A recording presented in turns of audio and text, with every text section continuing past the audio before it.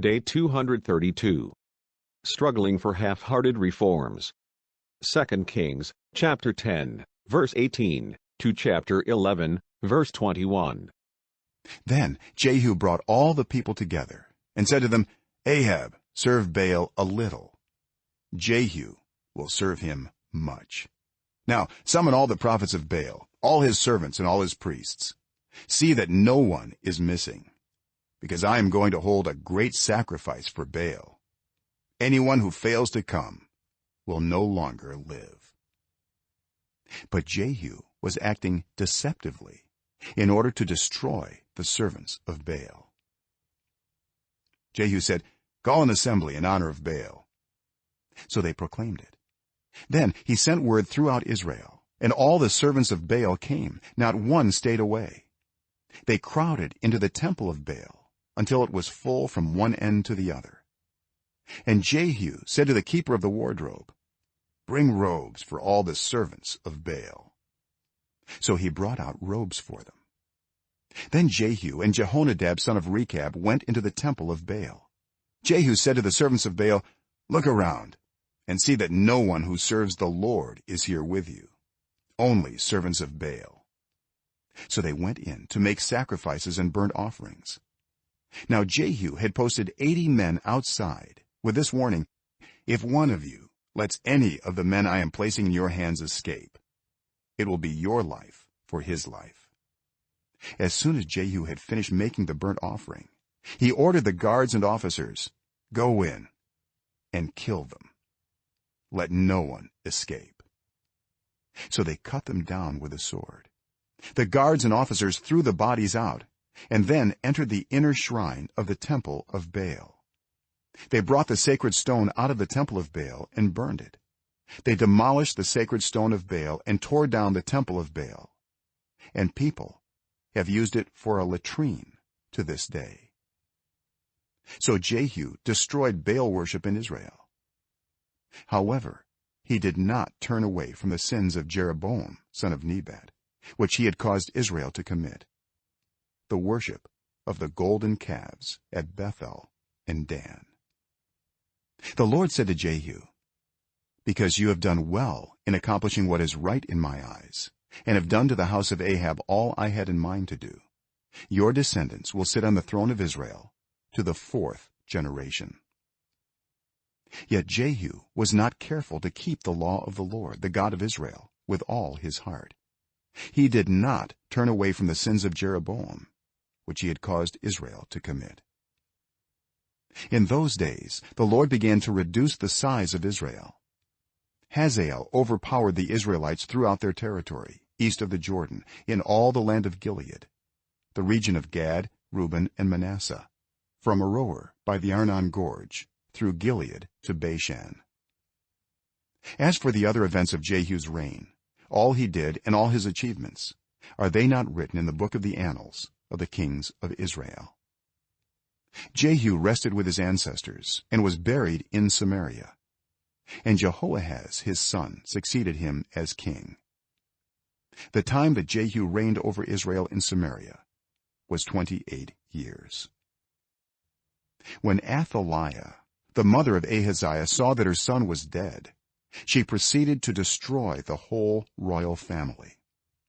But Jehosheba, the daughter of King Jehoram and sister of Ahaziah, took Joash son of Ahaziah and stole him away from among the royal princes who were about to be murdered. She put him and his nurse in a bedroom to hide him from Athaliah, so he was not killed. He remained hidden with his nurse at the temple of the Lord for 6 years, while Athaliah ruled the land. In the 7th year Jehoiada sent for the commanders of units of 100, the Kerites and the guards, and had them brought to him at the temple of the Lord. He made a covenant with them and put them under oath at the temple of the Lord. Then he showed them the king's son. He commanded them, saying, This is what you are to do. You who are in the 3 companies that are going on duty on the Sabbath, a third of you guarding the royal palace, a third at the Sur gate, and a third at the gate behind the guard, who take turns guarding the temple. And you who are in the other 2 companies that normally go off Sabbath duty, are all to guard the temple for the king. Station yourselves around the king, each of you with weapon in hand. Anyone who approaches your ranks is to be put to death. Stay close to the king wherever he goes." The commanders of units of 100 did just as Jehoiada the priest ordered. Each one took his men, those who were going on duty on the Sabbath and those who were going off duty, and came to Jehoiada the priest. Then he gave the commanders the spears and shields that had belonged to King David and that were in the temple of the Lord. The guards, each with weapon in hand, stationed themselves around the king, near the altar and the temple, from the south side to the north side of the temple. Jehoiada brought out the king's son and put the crown on him.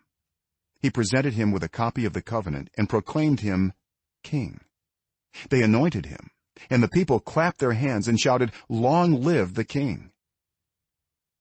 When Athaliah heard the noise made by the guards and the people, she went to the people at the temple of the Lord. She looked, and there was the king standing by the pillar, as the custom was. The officers and the trumpeters were beside the king, and all the people of the land were rejoicing and blowing trumpets. Then Athaliah tore her robes and called out, "Treason! Treason!" Jehoiada the priest ordered the commanders of units of 100 who were in charge of the troops, "Bring her out between the ranks and put to the sword anyone who follows her." For the priest had said, "She must not be put to death in the temple of the Lord." So they seized her as she reached the place where the horses enter the palace grounds, and there she was put to death. Jehoiada then made a covenant between the Lord and the king and people, that they would be the Lord's people. He also made a covenant between the king and the people. All the people of the land went to the temple of Baal and tore it down. They smashed the altars and idols to pieces and killed Matan the priest of Baal in front of the altars. Then Jehoiada the priest posted guards at the temple of the Lord. He took with him the commanders of hundreds, the Kerites, the guards, and all the people of the land, and together they brought the king down from the temple of the Lord and went into the palace, entering by way of the gate of the guards. The king then took his place on the royal throne. All the people of the land rejoiced, and the city was calm, because Athaliah had been slain with the sword at the palace. Joash was 7 years old when he began to reign. Ezekiel chapter 28 verse 15 to 26. You were blameless in your ways from the day you were created till wickedness was found in you. Through your widespread trade you were filled with violence, and you sinned. So I drove you in disgrace from the mount of God, and I expelled you, guardian cherub, from among the fiery stones. Your heart became proud on account of your beauty, and you corrupted your wisdom because of your splendor. So I threw you to the earth. I made a spectacle of you before kings. By your many sins and dishonest trade you have desecrated your sanctuaries. So I made a fire come out from you, and it consumed you, and I reduced you to ashes on the ground in the sight of all who were watching. All the nations who knew you are appalled at you. You have come to a horrible end and will be no more. The word of the Lord came to me, "Son of man, set your face against Sidon, prophesy against her, and say, 'This is what the sovereign Lord says. I am against you, Sidon, and among you I will display my glory. You will know that I am the Lord when I inflict punishment on you, and within you am proved to be holy. I will send a plague upon you and make blood flow in your streets. The slain will fall within you, with the sword against you on every side. Then you will know that I am the Lord. No longer will the people of Israel have malicious neighbors who are painful briars and sharp thorns. Then they will know that I am the sovereign Lord.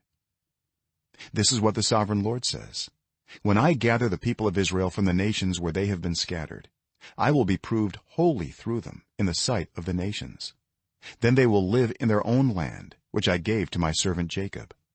they will live there in safety and will build houses and plant vineyards. They will live in safety when I inflict punishment on all their neighbors who malign them. Then they will know that I am the Lord their God. Proverbs chapter 16 verse 23 to 33. The hearts of the wise make their mouths prudent, and their lips promote instruction.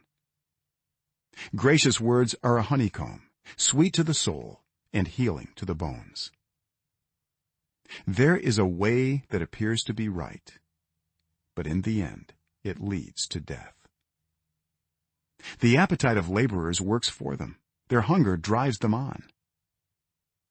A scoundrel plots evil, and on their lips it is like a scorching fire. A perverse person stirs up conflict, and a gossip separates close friends. A violent person entices their neighbor and leads them down a path that is not good. Whoever winks with their eye is plotting perversity. Whoever purses their lips is bent on evil. Gray hair is a crown of splendor.